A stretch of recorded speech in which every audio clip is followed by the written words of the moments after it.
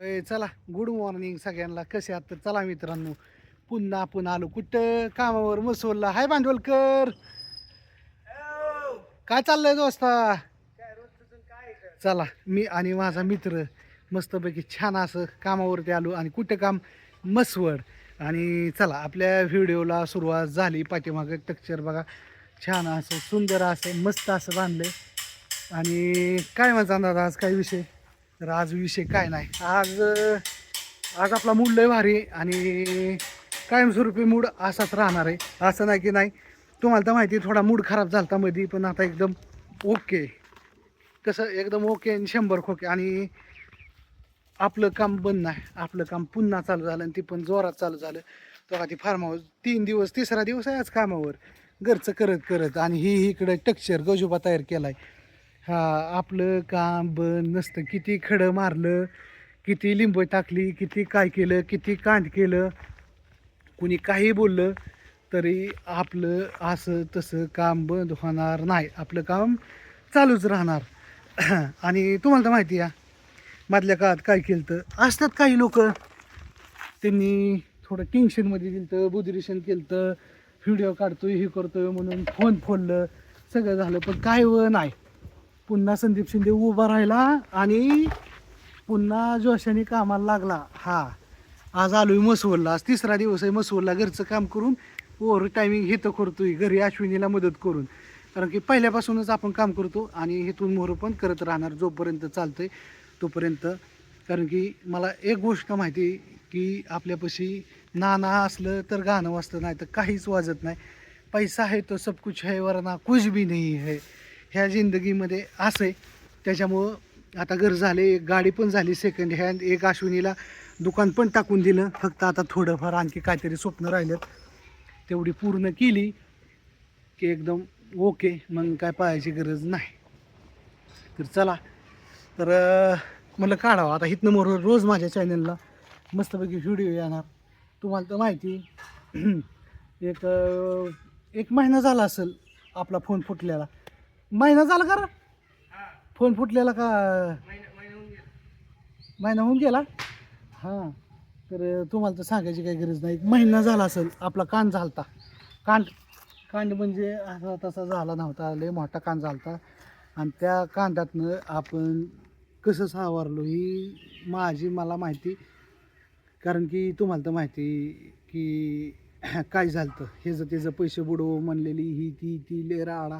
Mobile गेला 50,000चा. पण पुन्हा मी नाव पण नाही घेतलं. 15-20 दिवस झालं व्हिडिओ टाकतो अश्विनी जेव्हा. पण चला आज म्हणलो सविस्तर. पण त्याच्यातून सावरलो कसं, लय मोठा किस्सा आहे. त्याच्यातून सावरलो कसं, तर त्याच्यातून सावरलो, लय भारी सावरलो मित्रांनो. ही जी माझा मित्र आहे नवनाथ भांडवलकर, त्यांनी मला एका सेमिनारला नेलं. एक सर इथं ते हे करतात, प्रवचन देतात. प्रवचन म्हणजे बिझनेस कसा करावा आणि जिंदगीमध्ये जी नाही तो केस जी आहे, म्हणजे अशा गोष्टी म्हणजे लय भारी सांगतात. ते फक्त हिंदीमध्ये सांगतात. थोडी फी जास्त आहे त्यांची, 1,000 रुपये. 1,000 रुपये दिल्यानंतर एक 50 लोक त्यांच्या हॉलमध्ये बसतात. आणि तिथं गेल्यानंतर बिझनेस आयडिया, जीवनाची आयडिया, आपण कुणापाशी उठलो पाहिजे, कुणापाशी बसलो पाहिजे, ह्या गोष्टी तिथं शिकवल्या जातात. त्याला म्हणायचं एक छान असं सुंदर असं एक सेमिनार. आणि ते सेमिनार मी केलं. माझ्या मित्राने मला नेलं. भांडवलकर ये की 2 मिनिट ये. म्हणजे आपला दोस्त आहे, ये की. हां, म्हणजे विषय काय झाला, माझ्या बाबतीत हे कान झालं तर तुम्हाला माहिती आहे. मग त्याच्यानंतर ह्यानी 3ऱ्या-4थ्या दिवशी लय येडेवाणी करायला लागलो, म्हणून मला तिथं सेमिनारला नेलं, बसवलं. 5व्या दिवशी सगळ्या गोष्टी सांगितल्यानंतर मला सगळं पटलं. त्या सरांनी अशा अशा गोष्टी सांगितल्या की खरोखर त्या त्या माझ्या बाबतीत झालेल्या आहेत.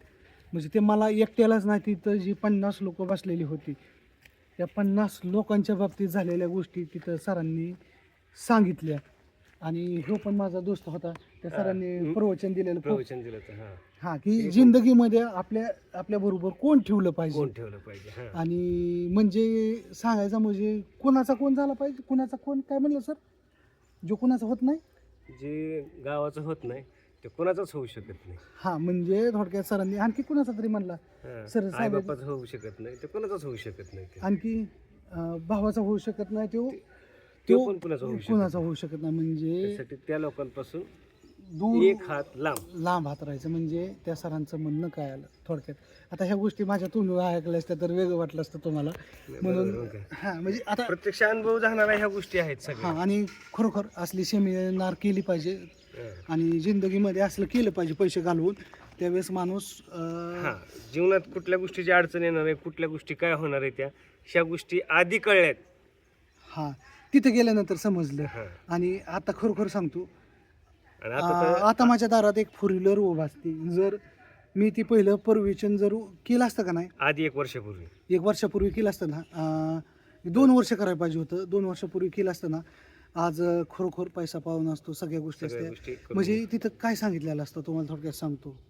मी या जिंदगीमध्ये जर मी असेल आता बघा खरोखरची का गाणी असं नाही की नाही सांगायचा मुद्दा झाला तर समजा एखादा व्यक्ती आहे आपल्याकडं कामाला आला भांडण झालं सगळ्या गोष्टी झाल्या किंवा XYZ व्यक्ती आली आपल्याला भेटली तर आपण त्या व्यक्तीशी कसं बोललं पाहिजे काय बोललं पाहिजे त्या गोष्टी शिकवल्या जातात. समजा कंपनीमध्ये काय असतं आपण कंपनीमध्ये कामाला गेल्यानंतर तिथं रिझ्यूम मागतात. बरोबर हां एक्सप्रेस मागतात. हां एक्सपिरियन्स मागतात. मग तिथं गेल्यानंतर त्याचा बायोडाटा मागितला जातो. त्याचं बाबा कुठं पोलीस केस आहे का त्याचं राहणीमान कसं आहे वागणं कसं आहे ट्रेनिंग दिलं जातं सगळ्या गोष्टी केल्या जातात आणि मग त्याला एक्सेप्ट केलं जातं. पण आजपर्यंत मी एवढ्या दिवस धंदा केला एवढा भारी कधी विचार केला का कधीच नाही केला. म्हणजे जो येईल तो मान्य चला आणि त्याला हात देत राहिलो आपण. त्याला हात देत राहिलो आणि त्यांनी हातच काढून घेतला अक्का म्हणजे डोक्यावर असं बसली त्याला. आणि डोक्यावर बसली आणि पुन्हा खाली उगव आला की काय आलं ओ आता उगव आला. आता म्हणजे म्हणजे कसं झालं सांगायचा मुद्दा असा आहे की त्या सरांचं म्हणणं आलं जो व्यक्ती जन्म देत्या बापाचा होऊ शकला नाही म्हणजे ज्या बापाने जन्म दिला आहे ज्या बापाने जन्माला घातलं त्या बापाने त्याला चालाय शिकवलंय ज्या बापाने त्याला खाया पिया घातलं ज्या बापाने शिक्षण केलं ज्या बापाने त्यासाठी सगळ्या गोष्टी केल्यात आजपर्यंत त्या बापाचा होऊ शकला नाही तर तो तुझा काय होणार. ते Right. कधीच होऊ शकत नाही तो कोणाचं. कधीच कुणाचा होऊ शकत नाही. ज्या जन्मदात्या बापाचा जी पोरग स्वतःच्या बापाच्या मांडीव खेळलेलं असतं अंगावर खेळलेलं असतं छताडाव खेळलेलं असतं ती पोरग समजा त्याच्या बापाचं होऊ शकत नाही ते तुझं काय होणार. अरे मग मी लगे आठवलं नाही तो बापाचा झाला नाही माझा काय होणार. त्याच्यानंतर त्यांनी सांगितलं तो त्याच्या आईचा होऊ शकला नाही ज्या आईने जन्माला घातलेलं असतं तो त्याचा होऊ शकत नाही तुझं काय होणार. ह्या गोष्टी तिथं गेल्यानंतर शिकाय भेटल्या. त्याच्यानंतर त्याच्या आधी एक जण होतं गाव सोडून आलतं बरोबर आहे का गाव सोडून येतात जो गावाचा होऊ शकत नाही त्याला गावची लोकसंख्या असते 3,000-4,000 लोकसंख्या असते त्या गावामध्ये समजा एखादा व्यक्ती असतो तो जर तिथनं निघून येत असेल बाहेरनं त्याचं जर त्या गावात पटत नसेल सगळ्या गोष्टी होत नसेल आणि तो जर इथं येत असेल आणि त्याला जर आपण हात देत असेल तर तो आपला हात उकडून काढणार का काढणार. बरोबर आहे. हा. गावाचा नाही झाला तिथं काय आहे? हां त्या सरांनी सांगितलं होतं गावाचा झाला नाही त्या 3,000 लोकांमध्ये एक व्यक्ती जर मिसळत नसेल तर तो व्यक्ती चुकीचा आहे गाव चुकीचं नाही. बरोबर आहे मग काय. हा हां तिथं ते शिकवलं जातं. तिथं काय शिकवलं जातं एखादं काम ठरवाय गेल्यानंतर काम ठरवायला गेलोय ते काम ठरवायला गेल्या म्हणजे बिझनेस आयडिया तिथं सगळं जीवनाची सगळी शैलीच 3 तासाचं लेक्चर बिझनेस ठरवायला गेल्यानंतर मी काय करायचो एखाद्याने कामाला फोन केला का नाही असं असं काम आहे बघायला येऊ तोंडवर करून जायचो काम बघून यायचो पण ते काम मिळणार आहे न मिळणार आहे ह्या गोष्टी मी कधीच बघत नव्हतो. पण ज्यावेळेस तिथं गेल्यानंतर त्या सरांनी शिकवल्यानंतर ही काम मसवडचं पहिले बरोबर आहे का बरोबर. पहिलं काम आहे सरांचा कॉल आला शिंदे असं असं काम आहे मसवडला येता का बघायला तर ठीक आहे सर म्हणलं येऊ पण व्हिजिट चार्ज लागेल मी 4 व्हीलर घेऊन येणार आहे माझ्या 4 व्हीलरला 1,000 रुपयाचं पेट्रोल लागतं आणि 500 रुपये माझे असं 1,500 व्हिजिट चार्ज लागेल तुमचं काम बघायला येतो काम ठरलं तर ते 1,500 रुपये तुमच्या कामातून मायनस होतील. ना.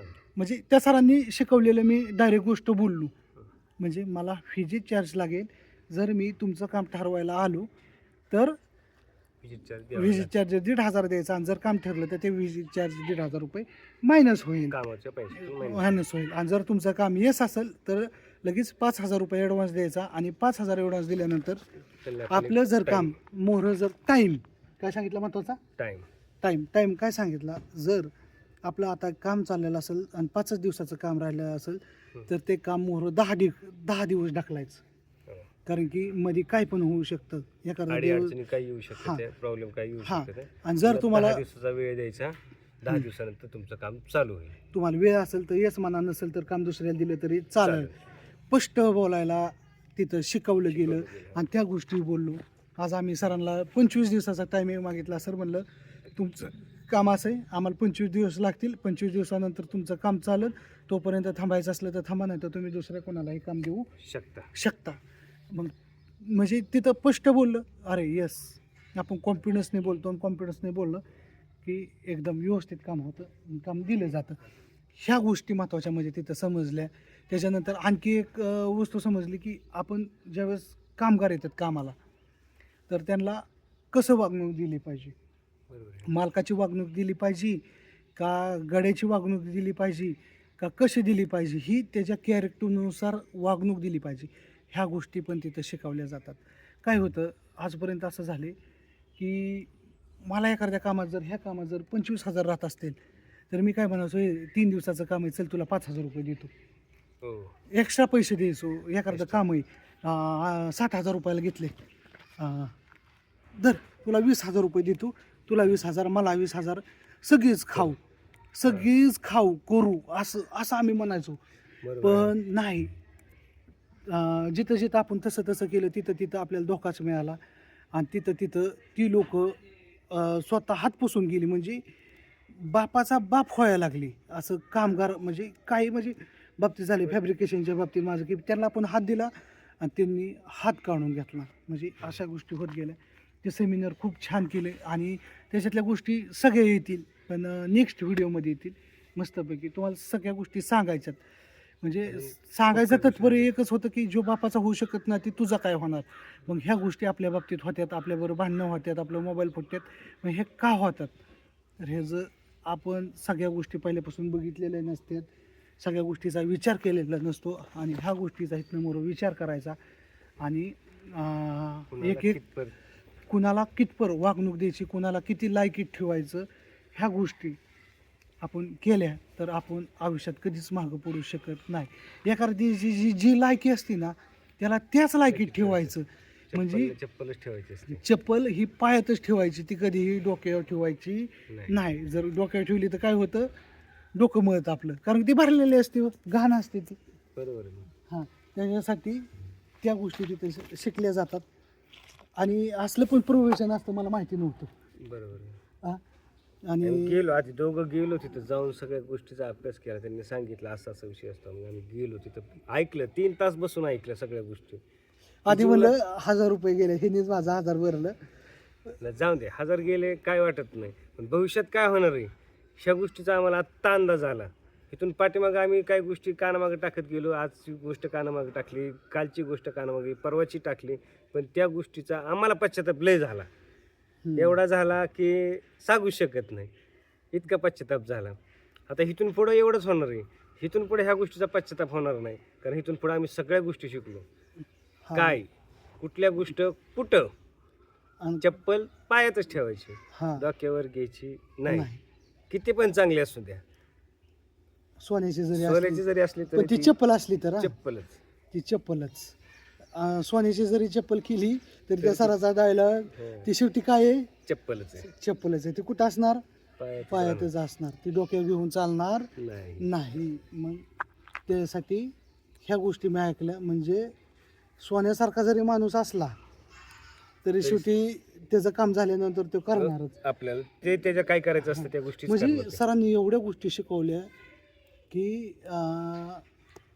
सांगू शकत नाही. पूर्ववचन हे पूर्ववचनच असतं. ते माईक असतात, कडनी 100 माणूस असतं आणि ते एकटंच स्टेजवर असतात, एकटंच, आणि ते शिकवतात. खूप अनुभवलं आणि ह्याच्यातलं 90% तर माझ्या बाबतीत घडलेलं आहे. काय असतं, ते मोरच्या व्हिडिओमध्ये येईल. म्हणजे काही गोष्टी सरांनी आणखी शिकवलेल्या मोरच्या व्हिडिओमध्ये येतील बघा.